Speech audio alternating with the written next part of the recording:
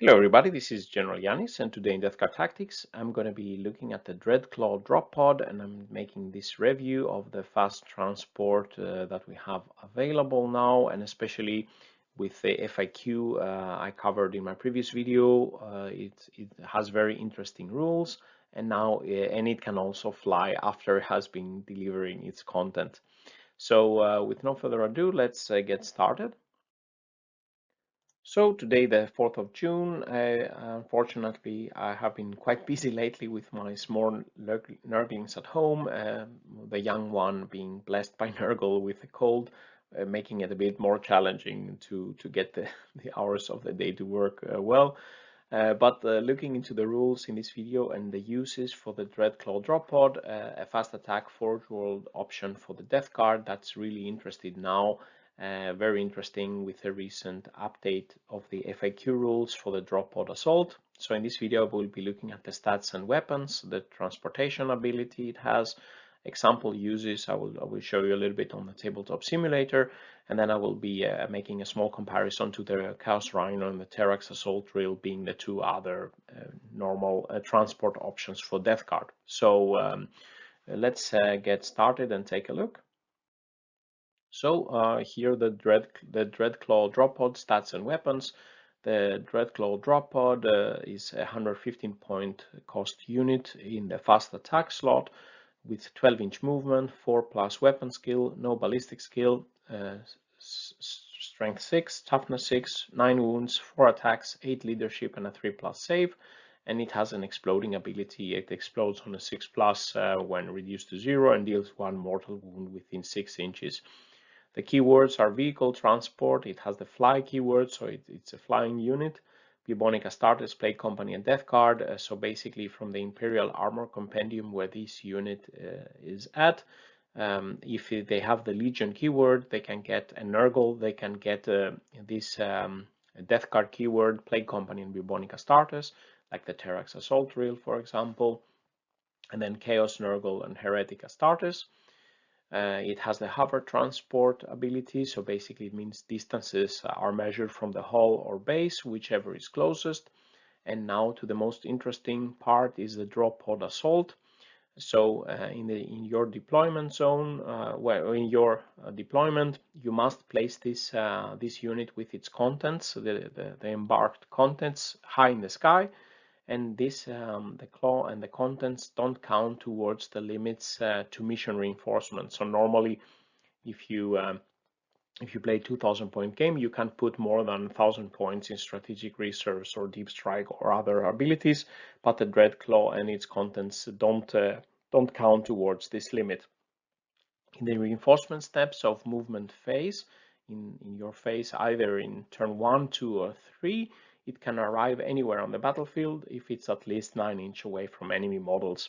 And it can land on the first turn regardless of any mission rules or the matched play rules, etc.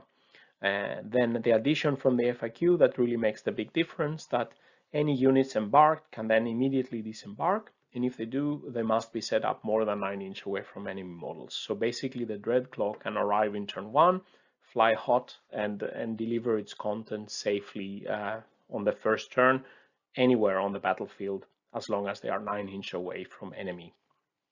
Its transport capacity is 10 Death Guard infantry models, and Terminator and Jump Pack models count as 2, or instead of the infantry, it could take 1 Contemptor or 1 Hellbrute. The weapons it has is the Blade Struts. It's a melee weapon with strength ×2, so it will become a strength 12 weapon, so this is quite nice. AP -4 and a flat 3 damage, so really a decent melee weapon, but only with a 4+ weapon skill, let's say. And then it has a war gear, the Thermal Jets, which is an interesting ability. After it has moved, select one unit that you flew over, that this unit passed over, and you roll a d6. On 2 to 5, it deals d3 mortal wounds to the unit. On a 6, you deal d6 mortal wounds, so this is quite nice. If you do it for a character enemy, then you get -2 to the roll, so then basically you will, on a 4+, you will be doing d3 mortal wounds. So in the fast attack slot, basically it's competing with blow drones, Mephitic Blight Holders, and greater blight drones, but um, uh, compared to those units, it can transport. It has a transport ability. The biggest factor, of course, it can arrive anywhere on turn 1 and immediately disembark its contents. Then it can continue flying around, disturbing the enemy, dealing mortal wounds, and dealing some melee combat. It's a fast flying unit with a 12-inch move. It doesn't have contagions or disgusting resilience, only a toughness 6, so it's not super durable, but with 9 wounds, it doesn't bracket, so it will not lose its speed or weapon skill as it is being shot at, for example. So looking at the Dreadclaw Drop Pod weapon damage, the blade struts in melee can actually do some decent damage here versus a variety of targets, and especially versus tougher multi-wound and 3-wound models. So it has a high strength, flat 3 damage, and high armor piercing, so it can do, for example, 5 wounds here on average against eradicators or aggressors, so it can do some good things versus a bit tougher opponents. Of course, not so much against horde type enemies with 1-wood models. With the thermal jets ability, the war gear, it should be able to add D3 mortal wounds if it flies over infantry units and vehicles, and then can charge them and do some damage in melee. The thermal jets is also especially interesting versus enemies that have a cap of damage per phase, as the mortal wounds from the thermal jets are dealt in the movement phase, so they don't count towards the shooting phase. So it can help bring, for example, a Nightbringer down. Then moving on to the transport ability, the most important part of the Dreadclaw, it can transport and deliver its content safely in turn 1 anywhere away 9-inch from enemy models. The contents are delivered at the end of the movement phase and can then act normally. They can participate in the psychic phase, they can shoot in the shooting phase, they can charge, etc. The transport capacity, as I said, was 10 Death Guard infantry, where Terminators count as 2, and basically that means that we can transport 10 Plague Marines or Poxwalkers or Possessed or Cultists, and normally, for example, the Chaos Rhino doesn't give us the opportunity to transport Poxwalkers, Possessed or Cultists. We can transport, of course, the Virion support characters, Chaos Lord, the Plaguecaster, in combination here with the 10, and the Terminators, we can have 5 of those, 5 Blight Lords or 5 Death Shroud, Typhus, Lord of Contagion, Lord of Violence. These sort of units could be transported, so quite a big variety and combinations possible here. Or 1 Contemptor or 1 Hellbrute instead of the infantry. Personally, I think the Contemptors right now are mostly useful for long-range shooting, so it's probably not worth bringing them forward, deployed in turn 1. Maybe it could make sense for a close-range oriented or melee, let's say Hellbrute, but I think Hellbrutes suffer from durability, so I really think the best option is to bring this Death Guard infantry in the middle of the table, in your face type approach towards the enemy from turn 1 if possible. So if we get to go first, then at our movement phase ends, we can bring in the Dreadclaw anywhere on the map. In this example here, if we assume the enemy has deployed in his deployment zone, he doesn't have any forward deployment, and he puts his units as far forward as he can, we should be able to bring the Dreadclaw in this green area here, 9-inch away from his units. So basically, as you can see, we can take control of midfield objectives already from turn 1. Of course, if the enemy has forward deployment units like Nurglings, Infiltrators, or something like this, then it would limit more where the Dreadclaw can land. So this means that we can capture midfield objectives that we might otherwise have trouble reaching with our foot slogging units. We can also utilize this to put some hard-hitting units to get a 9-inch charge in the first turn that normally we cannot do. So for example, we could bring 10 Plague Marines or 5 Blight Lords to sit on an objective. We can bring group, for example, of Plague Marines and Possessed with support characters like Biologus, Putrefier for the charge and mortal wounds, the Foul Blight Spawn adding shooting. We can bring his shooting to bear in the first turn. We can bring a Psyker like the Plaguecaster to cast smites and other offensive spells, and Pestilential Fallout will be working. We can bring the Lord of Contagion or Lord of Violence or Typhus delivered with 4 Deathshroud Terminators, for example. That could be a very tough, hard-hitting strike force. Also spreading the contagion already upfield here in the first turn. Unfortunately, if we don't get the first turn, if we get to go second, and we can't really affect that other than winning a dice roll, then the utility of the Dreadclaw will be reduced, as the enemy moving out from his deployment zone in turn 1 would cover more of the field with his 9-inch, let's say, auras from his enemy models, and then the Dreadclaw can not probably be deployed as advantageously in our movement phase. If the enemy moves out and leaves some gaps, of course the Dreadclaw could utilize them in our turn 1 and hit his backfield. In the worst case scenario, if the enemy, for example, has lots of forward deployment units taking, let's say, getting hold of the midfield, moving fast and getting first turn, and maybe he would be able to screen us out from most of the midfield. Basically, worst case would be that we would basically lose the benefits of the Dreadclaw, but we will still be able to bring the Dreadclaw probably further back, and so we will still be able to deliver the content safely, but we will not have been getting the benefit from the Dreadclaw in such a worst case scenario. So the possible benefits, especially if we go first, they're quite strong. We can bring short range shooting to bear already from turn 1, like the Foul Blight Spawn with a 12-inch, let's say, range of his weapons. We can bring Marines and Blightlord Terminators with Meltaguns. We can bring Psykers close to their targets already from turn 1. Normally, it's difficult to get smites away in turn 1. Or the Pestilential Fallout ability of the Plaguecaster.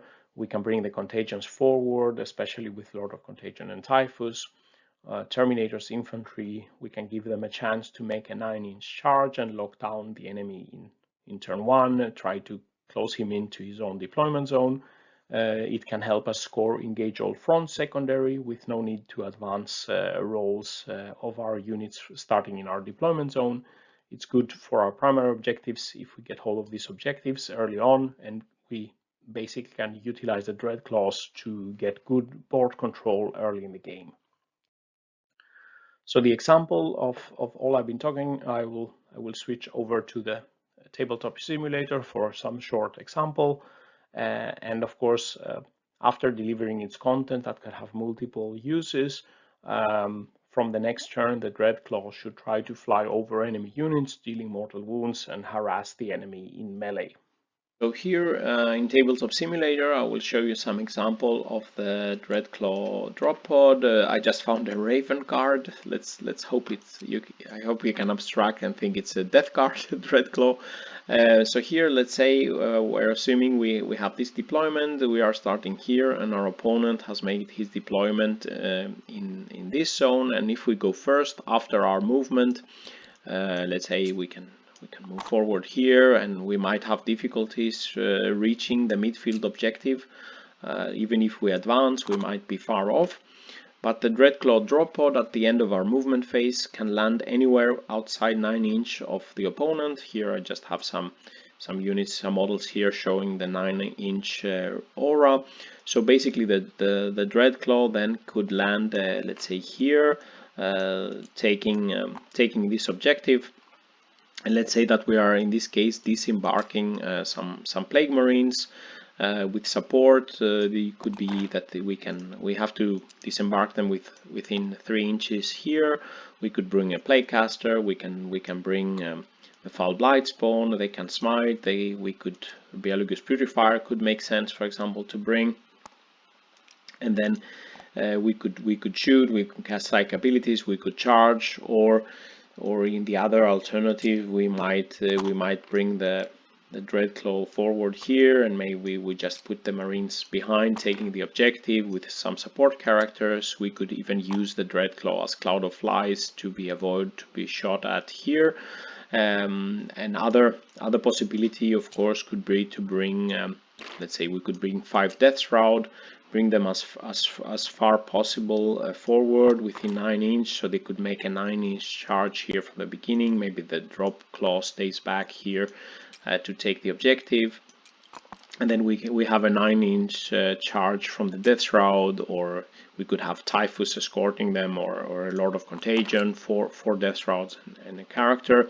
So of course that gives us some good utility. Say that the enemy moves forward here in the next turn, and then in our turn the Dreadclaw, if it survives, it could fly over, let's say, the opponent, moving 12 inches, and then it could we can roll a dice to make mortal wounds of the unit we passed. Then we could charge them and lock them in melee, so quite some good utility after it has landed.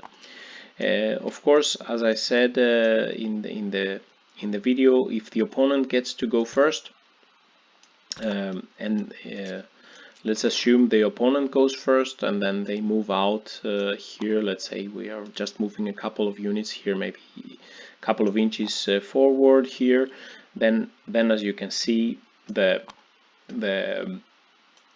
place where the Dreadclaw can land in our end of movement becomes severely, let's say, limited here. Then we wouldn't be able to bring it unless they open up for some spot here in the backfield we can utilize. But of course, in such case, we would need probably to disembark somewhere closer to the middle here, and then yeah, the benefits would be more lost if the opponent got the chance to go first.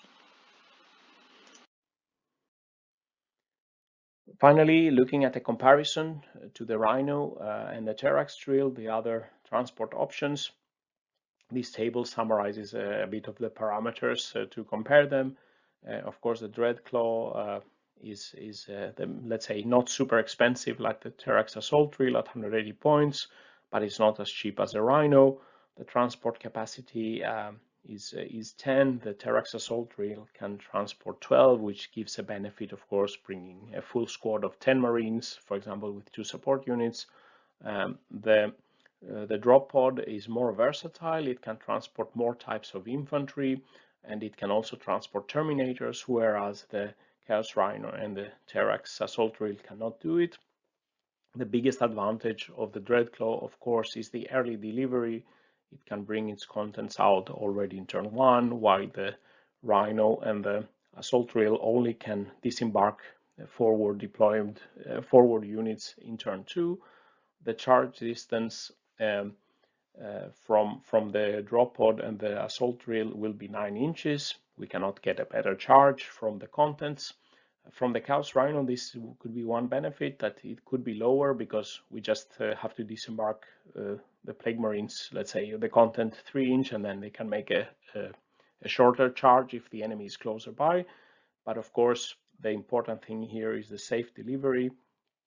The drop pod and the assault drill can make a safe delivery. There is no possibility for the enemy to shoot down and explode the transport before it's able to disembark, whereas the Chaos Rhino will have to wait a turn, maybe it's destroyed, and maybe we will lose some models to the emergency disembarking. Damage-wise, of course, the Terrax Assault Drill is the best option. It has some good melta weapons. It's better in melee. But the Dreadclaw is also decent in melee, and it can do this helpful mortal wounds in the movement phase. The Chaos Rhino doesn't have any particular strong damage output, of course. The Chaos Rhino has contagions, the other two do not. So of course contagions can be helpful spreading those, but in all fairness, the durability of the Chaos Rhino is quite low, and also the drop pod is also quite low. The Terrax Assault Drill has a better durability, but the durability, let's say, doesn't matter so much for the drop pod as the Rhino, because it can do the disembarking before being shot at. Finally, the maneuverability of the units after they have disembarked. The drop pod has the highest maneuverability. It can fly, so it can reach yeah, it has more freedom to move around the field. The Chaos Rhino has medium maneuverability because it can bracket, so its movement can decrease. The Drop Pod cannot. The Terrax Assault Drill is a bit more bulky unit, and it can be difficult to move around after it has disembarked, and if it found a good space for the deep strike. So the Dreadclaw, of course, the big advantage, it can safely deliver its contents already from turn 1. The other options cannot do that, and this gives us some functionality we otherwise cannot get in our codex. Delivering in turn 2 is more is something that we basically have access to through our Terminator's deep strike abilities.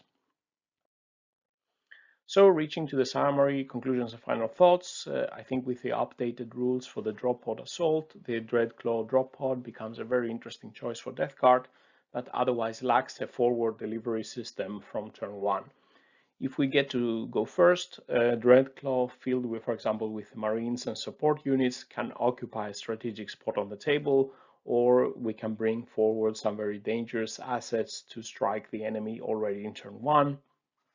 If we don't get first turn, many of the benefits can be reduced. However, the Dreadclaw should be able to still deliver its content safely, so it's not that we get a very big disadvantage. We just didn't get the high advantage we could have hoped for. After delivery, the Dreadclaw can still have some value. It can deal mortal wounds, it can do a bit of a damage harassment in melee, and compared to the Rhino and Terrax drill, it provides some very new tactical possibilities for our army, and at 115 points, I think it should definitely be considered. So these are the final thoughts for this video. What do you think about the Dreadclaw Drop Pod? What do you think about this analysis and the comparison to the other units? Do you have some experience using the Dreadclaw on the tabletop? I'm really strongly considering to see if I can order one, but they are quite expensive, as I can see in, let's say, in real currency compared to the game currency. If you like this video, please press like and subscribe to my channel, where I will be bringing you more Death Guard Tactics videos. If you want to further support my efforts, please visit my Patreon page. And with these words, General Yanis is signing out. Stay safe out there, and bye-bye.